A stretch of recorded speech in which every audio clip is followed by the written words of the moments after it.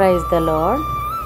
మే 23, 2024 Jesus Christ church వారి అనుదిన వాగ్దాన పరిచర్య.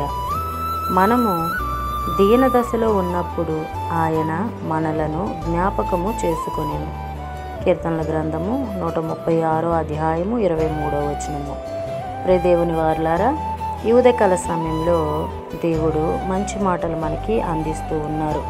ఏమిటి అంటే, మనము దీన దశలో మనము కాడ ఉండే ప్రతి ఒక్కటి కోల్పోయేటప్పుడు, ఏమీ తోచని పరిస్థితిలో, ఏమీ చేయలేని పరిస్థితిలో ఉన్నప్పుడు దేవుడు మనల్ని జ్ఞాపకం చేసుకుంటున్నాడట. ఎందుకు జ్ఞాపకము చేసుకుంటున్నాడంటే, ఆయన మనల్ని ప్రేమిస్తున్నాడు. మన ప్రతి సమస్యల నుంచి విడుదలిస్తున్నాడు. మనల్ని ఆదరణ కలిగిన మాటలు మనకి అందిస్తూ ఉన్నాడు.